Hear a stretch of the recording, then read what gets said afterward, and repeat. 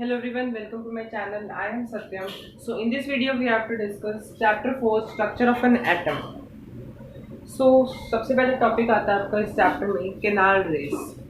तो canal rays क्या होती हैं? केनाल रेस होती है positively charge rays. Canal rays क्या होती है? Canal rays are the positively charge rays which led to discovery of another subatomic particle. The subatomic particle had a charge equal in magnitude but opposite in sign to that of electron. ये क्या चीज़ है? ये है proton.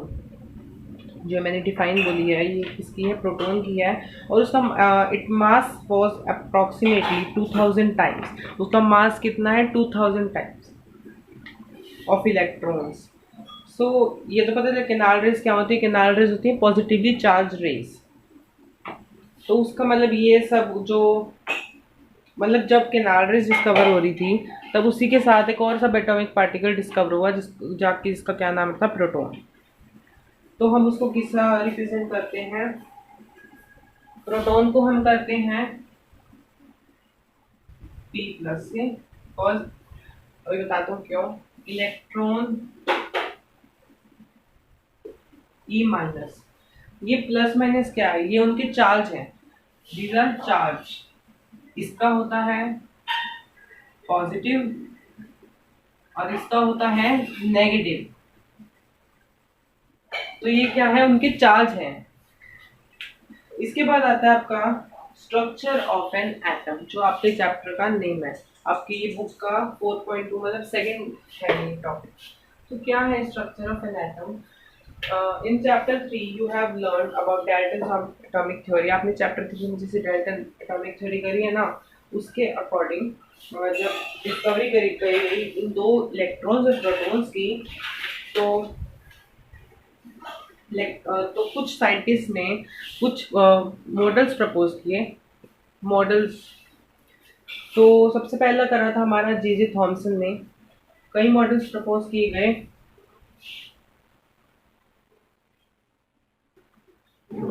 For explaining that electrons and protons arrange with an atom, many scientists proposed various atomic जो electrons और protons थे उनका मतलब अरेंज करने का एटम्स में, वो कैसे अरेंज करें. तो उसके लिए कुछ मॉडल्स प्रपोज किए गए कई साइंटिस्ट से. तो 3 मॉडल करे थे हुए थे. The first model is Thompson model of an atom, जिसको दिया था जे थॉमसन ने. वो था फर्स्ट जिसने सबसे पहले वो मॉडल निकाला था. सेकंड था Rutherford model of an atom. Third था Bohr's model of an atom. और एक फोर्थ भी है जो आप 11th क्लास में पढ़ोगे. तो अब आते हैं हम अपने फर्स्ट मॉडल पे, that is your J Thomson model of an atom. Let मी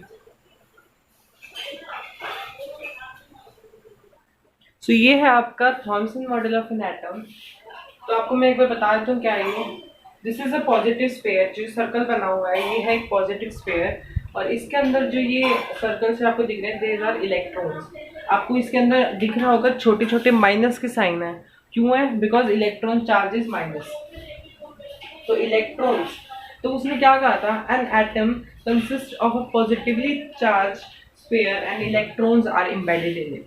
उसने ये कहा था कि atom positive sphere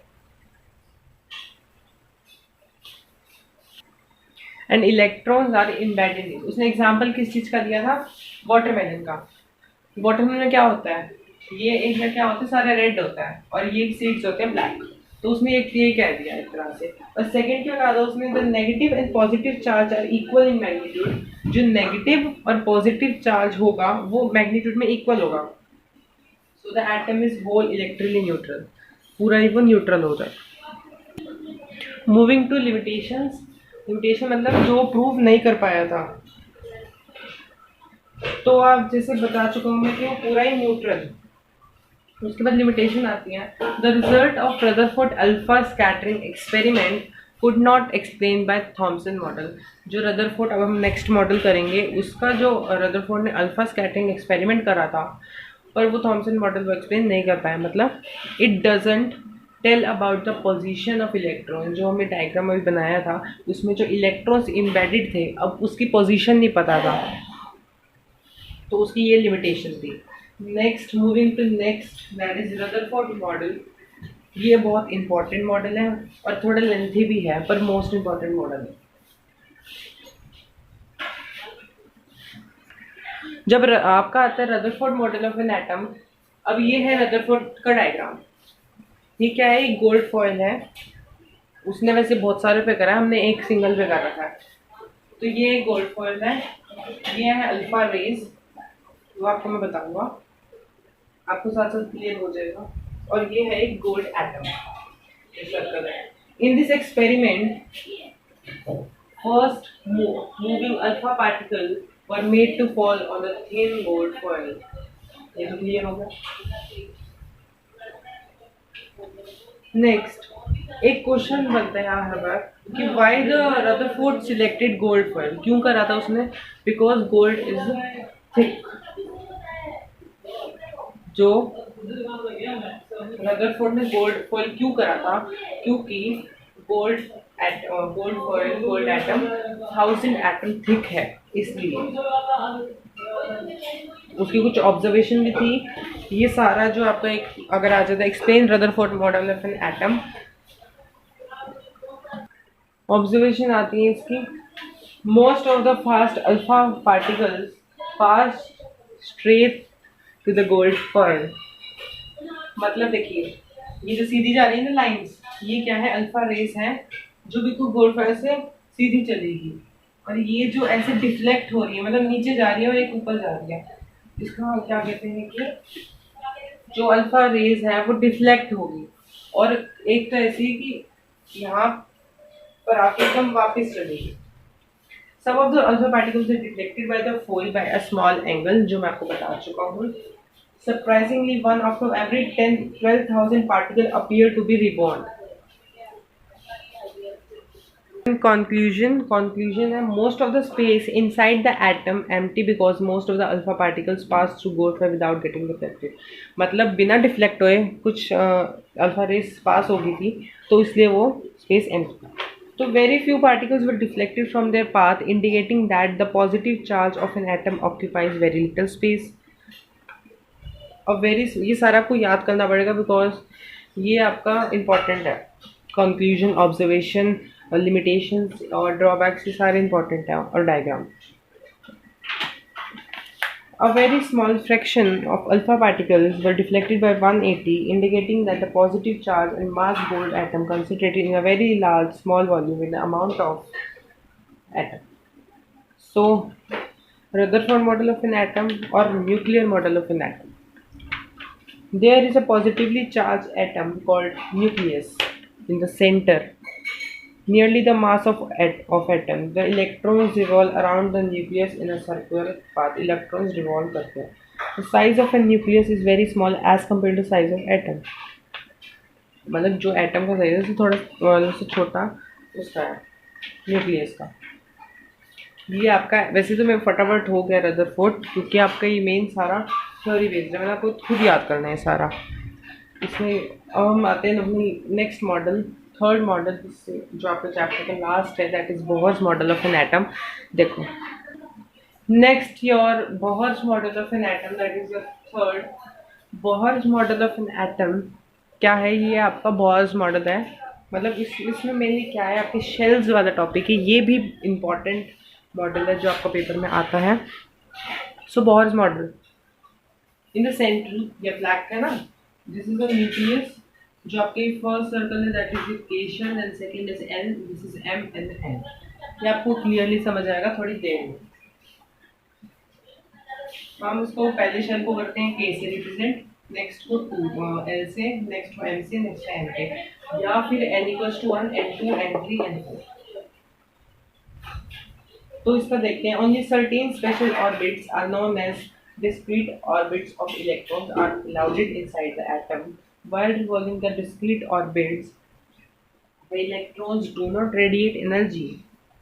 The orbits or shell are known as energy shell। जो orbit और shells हैं इनको क्या कहते हैं? Energy levels। So the orbits of shell are represented by KLMN और n equals to 1 2 3 4. ये आपको सारा बोर मॉडल था जो आपकी याद करना इजी मॉडल है वैसे तो. अब इसका समझिए क्या चीज़ है.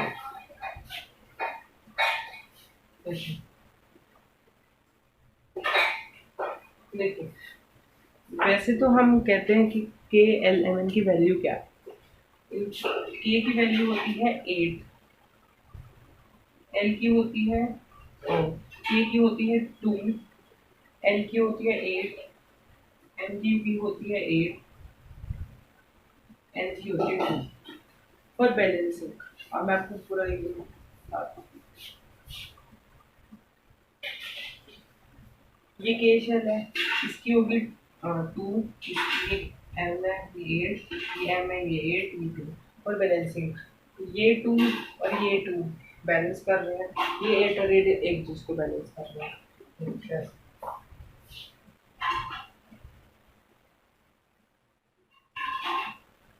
ये तो आपका न्यूक्लियस हो गया.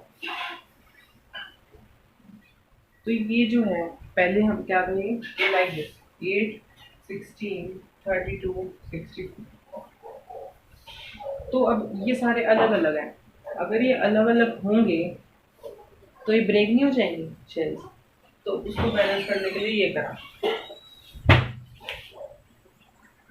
तो ये तो हो गया आपका बोर्स मॉडल. आपको मैंने ये भी बता दिया कि वो ब्रेक ना हो इसलिए उन्होंने क्या करा कि उनको कर लिया 282 ताकि वो बैलेंस हो जाए. अब हम आते हैं उसकी लिमिटेशंस पे. बोर्स मॉडल की लिमिटेशन बस यही थी, it can not be used for multi electron system. वो यूनि इलेक्ट्रॉन था, मतलब वो मल्टी मतलब बहुत सारे के लिए नहीं हो सकता था. तो this is the limitation of Bohr's model. Next आपको मैं जब हम करेंगे ना कि हम जब करेंगे हाउ टू फाइंड वैलेंसी, मतलब वैलेंसी का टॉपिक जब स्टार्ट करेंगे तब आपको मैं बताऊंगा कि KLM शेल में कैसे हम पुट करते हैं और वैलेंसी निकालते हैं. वो मैं आपको तब बताऊंगा. अभी हम आते हैं अपने next topic that is your neutron. और इसका चार्ज होता. आपने इलेक्ट्रॉन कर लिया, आपने इलेक्ट्रॉन कर लिया, प्रोटॉन कर लिया, इलेक्ट्रॉन कर लिया, प्रोटॉन कर लिया. अब आता है आपका न्यूट्रॉन. सो इनका चार्ज क्या होता है. इलेक्ट्रॉन का होता है नेगेटिव, प्रोटॉन का होता है positive and neutron is neutral. इनके मैं पहले बता चुका हूँ आपको. मैंने इसका बताया न्यूट्रॉन का. मेन न्यूट्रॉन क्या है. In 1932, J. Chadwick discovered another subatomic particle which had a no charge and mass nearly equal to of proton. It was eventually named as neutron. Neutron present in the nucleus of all atoms except hydrogen. It represented by N. तो देखिए क्या था. इन 1933 में जे Chadwick ने ये neutron discover करा था जिसका मास प्रोटॉन के बराबर ही था. उसको क्या नाम दे दिया न्यूट्रॉन. जिसका कोई चार्ज नहीं था तो न्यूट्रल. चार्ज नहीं है तो न्यूट्रल ही रहेगा ना. सो न्यूट्रॉन मतलब हाइड्रोजन को छोड़ के ये सब के न्यूक्लियस में होता है और इसको हम एन स्मॉल एन से रिप्रेजेंट करते हैं. इसके बाद आता है आपका if we want to find neutron. मतलब हमें न्यूट्रॉन निकालने कि इसमें कितने न्यूट्रॉन हैं तो कैसे निकालेंगे.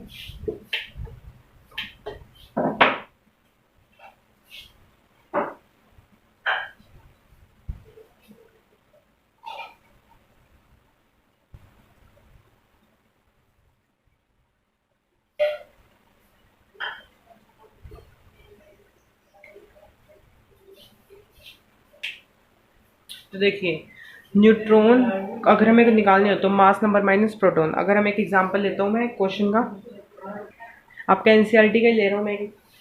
Helium atom has an atomic mass of 4U and 2 protons in it.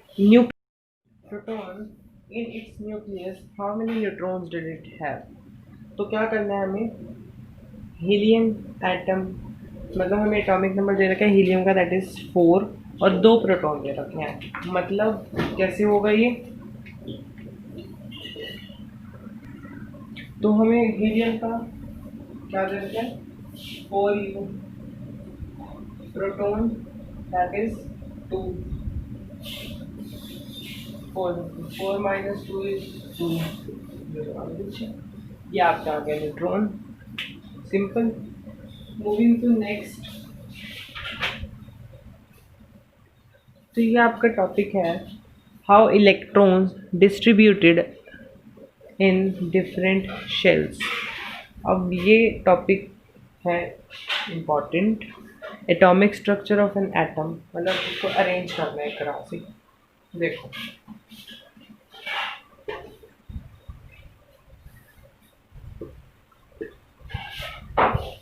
the maximum number of electrons the maximum number of electrons that can be accommodated in outermost orbit is 8। ये आपको simple सी यही चीज़ बोल रखी है, जो outermost shell होता है उसमें 8 ही कर सकते हैं हम।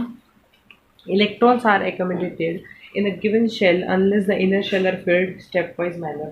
मतलब जब तक एक फिल नहीं हो जाता हम अगले पे नहीं आ सकते, मतलब हमें वो स्टेप वाइज ही करना पड़ेगा, जो उसका मतलब रूल है। Moving to next, atomic structure of an atom. अब देखिए ये क्या चीज़ है, मैं बताता हूँ। Atomic structure of an atom,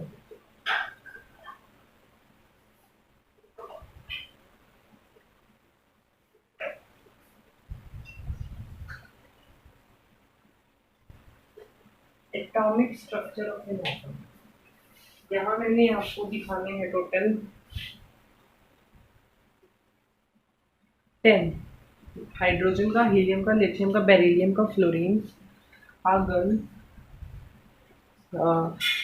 fluoride, argon, potassium and calcium, aluminium का। और so for that you have to learn atomic table। तो एक एटॉमिक टेबल है जो आपकी बुक में गिवन है, वो आप 18 एलिमेंट्स की है। मैं वैसे आपने 20 एलिमेंट्स की करनी है, वो आपको मैं भी बताता हूँ। उससे पर आपको पहले टेबल ही करनी पड़ेगी, तो टेबल देख लेते हैं पहले बिफोर स्टार्टिंग का। Atomic structure of an atom, we are atomic table, atomic table of first 20 elements। So अभी तो मैं आपको सिर्फ ये बताऊंगा name of the elements and the atomic number. जो पूरी टेबल है आप बुक में से करना, और जो के एल एम एन शेल में सारा रिप्रेजेंट कर रखा है, वैलेंसी निकाल रखी है, वो सारी आपको जैसे जैसे टॉपिक आएगा मैं कराऊंगा। बट अभी मैं सिर्फ आपको ये बताऊंगा elements and the atomic number. तो इसमें बहुत आसान चीज़ है कि आप लाइन वाइज सारे जो एलिमेंट्स हैं वो याद कर लो, और सामने एटॉमिक नंबर 1 से लेकर 20 तक एज इट इज़ नंबर है, सबसे ईजी है। तो व्हाट इज द सिंबल्स में लिख रहा हूँ, तो पूरा लिख देता हूँ। हाइड्रोजन, हीलियम, लिथियम, बेरिलियम,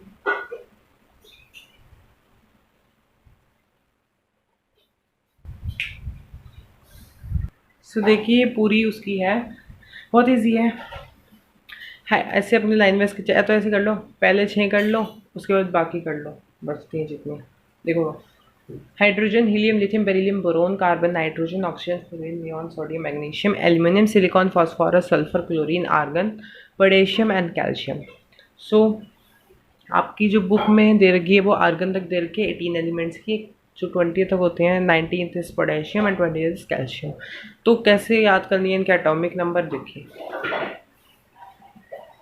आपने ये पूरी याद कर ली, मतलब आप करोगे जैसे, तो आपने पूरी याद कर ली और 20 एलिमेंट्स की, बस एज इट इज दिमाग में रखो ये पूरी टेबल।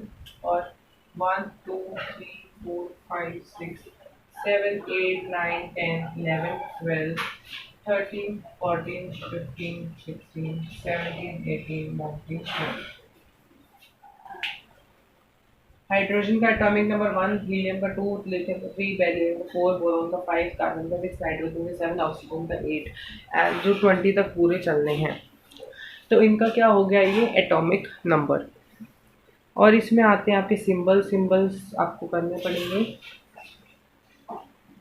KLMN में कैसे पुट करते हैं और वैलेंसी कैसे निकालते हैं, जो वैलेंसी का टॉपिक आएगा मैं कराऊंगा। अभी हम कर रहे थे atomic structure of an atom. देखो थोड़ा लेंथी चैप्टर है पर अच्छा है चैप्टर। सबसे पहले मैं इजी ले लेता हूँ। सबसे पहले होता है हाइड्रोजन। हाइड्रोजन का सिंबल लिखना है सीधा। तो हाइड्रोजन का एटॉमिक नंबर होता है 1, मास नंबर भी 1 ही होता है इसका। तो हाइड्रोजन का होता है 1। तो हम बनाएंगे एक स्फीयर। ये हो गया आपका न्यूक्लियस। ये जरूरी नहीं है, मैं तो सिर्फ आपको शो कर रहा हूँ लिखना। सो आपको ना, आप देखिए एक है इसमें हमने डॉट लगाने हैं, मतलब this is the first shell. ये आपका पहला शेल है। तो पहले हम कितने 2 कर सकते हैं, तो यहाँ 1 कर दिया। ये हमारा हाइड्रोजन का हो गया। Moving to next helium, that is 2 है जिसका। हीलियम का 2 है ना, वही चीज करेंगे न्यूक्लियस। और इसमें 2 है ये। कभी भी ना ऐसे नहीं करना। इफ यू आर, आप अगर एटॉमिक स्ट्रक्चर कर रहे हो तो आपने ऐसे नहीं करना कभी। जैसे आप एक यहाँ कर दिया, एक यहाँ कर दिया मन से अपनी मर्जी के। ऐसा नहीं, हमेशा ना इसको मैनर में करना होता है। इक्वल, मतलब अगर ये यहाँ है तो आपको ये करना, नहीं करना। अगर आप इनसे यहाँ लिखते हो तो यहाँ करो, मतलब मैनर में होना चाहिए, ठीक है ना। ऐसे नहीं कि आपका अभी 8 वाला दिखाते हो उसको कैसे, मतलब कितने का ये कुछ भी कर दिया। Lithium, that is third. मैं थोड़े फ्लो में करा गया हूँ। थर्ड फोर्थ के तो ये छोड़ रहा हूँ मैं, 3 4। सीधा आता हूँ फ्लोरीन पे। फ्लोरीन का एटॉमिक नंबर होता है, फ्लोरीन एटॉमिक नंबर इज 9। इसका होता है 9। अब इसमें देखना, न्यूक्लियस थोड़ा बड़ा बन गया। दिस इज द के शेल। इसमें हम कितने फर्क करते हैं, 2 इक्वल मैनर में 2। ओके, अब कितने बचे, 7। अब अगला शेल होता है हमारा 8 का। तो 8 में हम कर सकते हैं 7। तो इसमें अब कैसे करना है आपने, जैसे अभी यहाँ कर दिया, एक यहाँ कर दिया, एक यहाँ कर दिया, एक यहाँ, ये 4 हो गए। अब आपने ऐसे कर दिया। अब अगर आप ऐसे ना करके ऐसे कर दो कि ये यहाँ, ये यहाँ, ये यहाँ, तो ये मैनर नहीं है, इससे आपको मार्क्स नहीं मिलेंगे, ये रॉन्ग होएगा। तो सही कैसे माना जाएगा, जब आप सही मैनर में अरेंज करोगे। दिस इज नंबर 1 2 3 4, 4 हो गए। कितने बचे,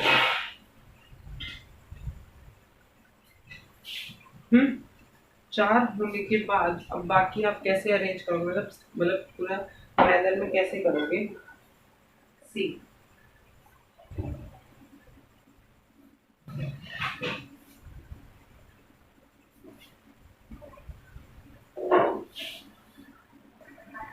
सो 3 कैसे करोगे, मतलब एक यहाँ पर कर दो, यहाँ पर मैनर में होंगे। अब एक ही बचा है, इसको भी यही कर दो, चलेगा, ठीक है। This is your fluorine. Moving to next, थोड़ा सा एक काम करता हूँ, एक पोटेशियम और कैल्शियम का दिखा देता हूँ। आर्गन का आप ट्राई करना, बिकॉज उसका वैसे आसान है, 18 है, उल्टा आपके लिए इजी हो जाएगा। आप पे आते हैं हम कैल्शियम पे एंड पोटेशियम पे। तो कैल्शियम पोटेशियम का क्या है, 19। K shell, L shell, M shell, N shell. Nucleus, इसका क्या हो गया, इसमें कितने फिल करेंगे, 2 स्टेप वाइज में 1, अगले में 8, 1 2 3 4 5 6 7 8, अगले में भी 8, क्योंकि ये 10 is 10 and that is 18 and आखिर में 1 that is 19। 1 2 3 4 5 6, अभी स्टेप वाइज है चाहे वो वही रहा, 7 8, now 1। This is your potassium। Now moving to calcium। Calcium का वैसे सेम है, इसमें बता दूं, अब ये हमारा हो गया पोटेशियम का, कैल्शियम का। देखो कैल्शियम का डिटो सेम है, बस एक यहाँ पर है ना, एक और यहाँ। फिनिश। आपको मैंने एटॉमिक टेबल दिखा दी। इसके बाद हम नेक्स्ट टॉपिक पे आते हैं। नेक्स्ट टॉपिक आता है वैलेंसी, जिसमें हमने के एलिमेंट वाला शेल्स वाला टॉपिक समझना है। वैलेंसी पे आते हैं। वैलेंसी वैलेंसी की प्रॉपर डिफाइन क्या होती है? वैलेंसी की define, valency the tendency to lose or gain electrons are called valency. This is the define of valency.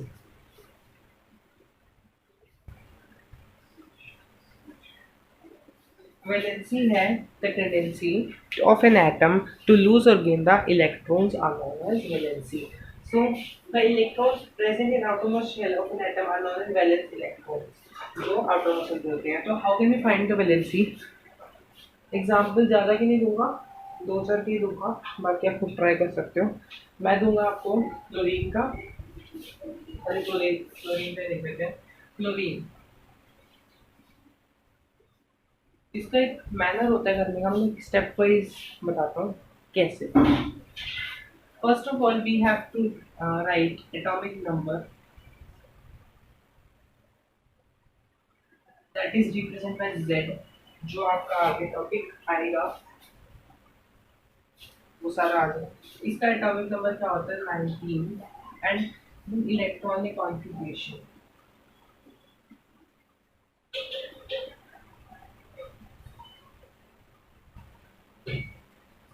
That is EC short form. और उसके क्या होता है? KLMN and then and valency. KLMN में कैसे करेंगे? क्लोरीन का बाय मिस्टेक लिख दिया, एक है उसका पोटेशियम का, इसका होता है 17।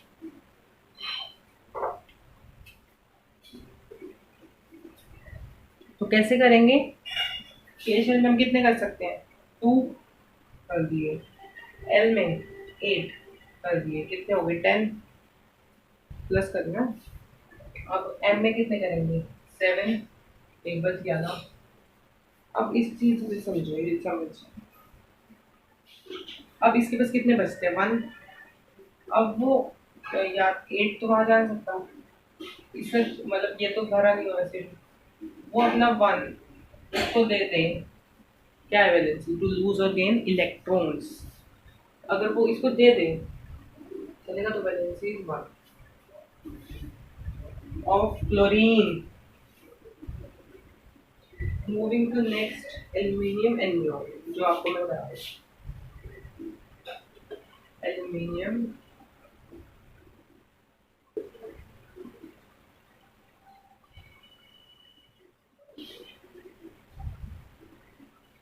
एल्यूमिनियम पे आ रहा हूँ मैं नेक्स्ट। एल्यूमिनियम का एटॉमिक नंबर होता है आपका 13, और हम इसको अगर के एलिमेंट में रिप्रेजेंट करेंगे दैट इज 283। कैसे?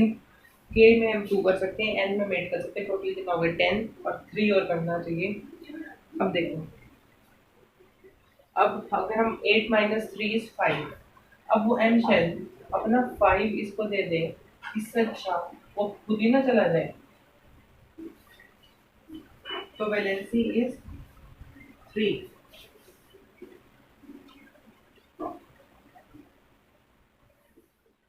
दोबारा बता देता हूँ अगर क्लियर ना हुआ तो। के शेल में 2, एल शेल में 8, इसमें 3। हमने डिफाइन से क्या समझा कि इलेक्ट्रॉन्स लूज और गेन करते हैं, वैलेंसी यही चीज है।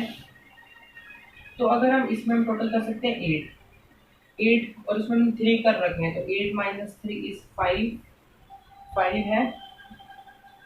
अब वो इसको दे दे, लूज कर ले, इससे अच्छा वो खुद ही ना चला जाए। सो valency is 3। Moving to neon, that is last of valency. Neon. Neon का भी बहुत इजी है। neon होता है 10, इसका सिंबल भी लिख देना, लिखा होता 10। तो ये तो बहुत ही हो गया 2 8। तो इसकी वैलेंसी क्या होगी 0। क्यों होगी 0? देखो KLMN, ये तो फिर तो देखो अब 0 क्यों है? पहला शेल दैट इज के जिसमें 2 ही होते हैं, दूसरा एल जिसमें 8 ही होते हैं। जब वो पूरे भरे हुए हैं, मतलब वो पूरे फिल हैं, तो वो ना किसी को देंगे ना लेंगे, तो उनका कोई प्रॉब्लम नहीं है, तो बैलेंस इज 0। जब वो ना लेंगे ना देंगे तो उनके पास क्या? नेक्स्ट जो अभी बात हो रही थी एटॉमिक नंबर की, atomic number is your next topic. जो इम्पोर्टेंट मतलब जो आपके चैप्टर में मॉडल्स आते हैं, वैसे तो मॉडल 3 में इम्पोर्टेंट है, आ सकते हैं। एंड जो आपका अभी नेक्स्ट टॉपिक आएगा that is isotopes and isobars, वो भी बहुत इम्पोर्टेंट है आता है। तो एटॉमिक नंबर क्या होते हैं? एटॉमिक नंबर क्या होते हैं? It is the number of proton of an atom which determines its atomic number. It is denoted by Z. क्या है वो? एक तरह से नंबर ऑफ प्रोटोन जो उसका एटॉमिक नंबर बताते हैं, और वो हम किससे डिनोट करते हैं इसको? Z से। For hydrogen atom, only one proton present in nucleus. Similarly, for the carbon, Z equals to 6. Their atomic number is defined as total number of proton present in a nucleus. देखो for hydrogen atom के लिए हमारे पास एक ही proton होता है nucleus में। ऐसे ही अगर हम कार्बन का देखें तो 6 प्रोटॉन होंगे। तो ऐसे ही एटॉमिक नंबर को हम क्या कहते हैं? Total number of proton present in nucleus of an atom. Next mass number.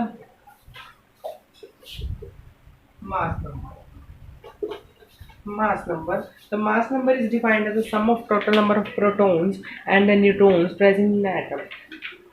कैसे क्या define? Total number of proton and neutron जो न्यूक्लियस में प्रेजेंट, और इसको हम ए से डिनोट करते हैं, कैपिटल। अब एग्जांपल देखो, mass of carbon is 12 U because it has 6। जो कार्बन का मास होता है, कार्बन का मास होता है वो 12U होता है, जिसमें 6 प्रोटॉन होते हैं और 6 न्यूट्रॉन होते हैं। और क्या टोटल कितने हो गए? 12U। Similarly the mass of aluminium, उसमें भी यही चीज सेम होती है। एल्यूमिनियम का मास क्या होता है? एल्यूमिनियम का मास होता है 27U, जिसमें 13 तो प्रोटॉन होते हैं और 14 न्यूट्रॉन होते हैं, और क्या 27। तो this is all about mass number. Moving, जो मास नंबर के अंडर एक टॉपिक आता है दैट इज न्यूक्लियॉन। न्यूक्लियॉन्स क्या होते हैं? Proton and neutrons present in a nucleus are also called nucleons. जो न्यूक्लियस के अंदर प्रोटॉन और न्यूट्रॉन प्रेजेंट होते हैं उनको हम क्या कहते हैं? उसको हम और क्या कहते हैं? Nucleons. Now important topic, moving to an very important topic, isotopes and isobars। एक डिफरेंस में बता देता हूँ, इजी रहेगा, तो सिंगल में मुश्किल हो सकता है confusion. Isotopes, isobars.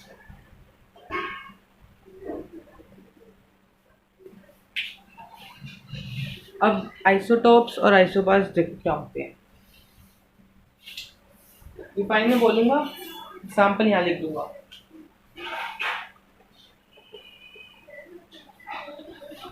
The proper define बोल रहा हूँ, the elements whose atomic number are same but mass number are different are known as isotopes। दोबारा बोल रहा हूँ, the elements whose atomic number are same but mass number are different are known as isotopes। For example, hydrogen।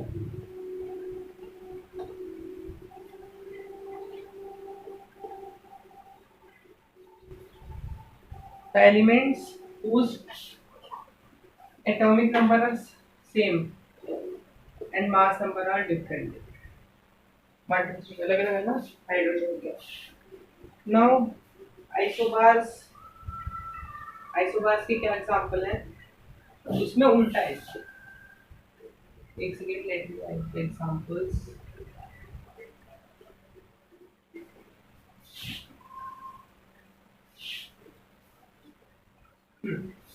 The elements whose atomic number are different but mass number are same.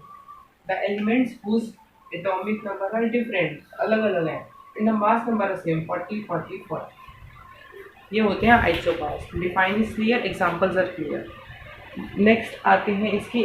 सबसे पहले isotopes cover कर लेते हैं सारे. Isotopes, applications of isotopes क्या होती है ये सारी मैं बोल रहा हूँ.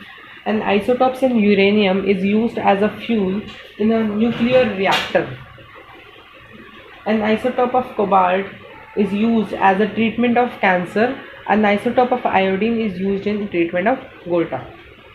प्रॉपर्टीज ऑफ आइसोटॉप्स, इसमें पहली लाइन तो कॉमन नहीं है, वाले जो भी कर चुके हैं. Isotopes of atom same element contain number of proton but different number of neutron. Isotope have similar physical properties. इसका उल्टा है थोड़ा बहुत इस दूसरे वाले में, एज अ डिफरेंस ही कहेगा. Same atoms but different mass number. Isobars करा चुका हूँ डिफाइन.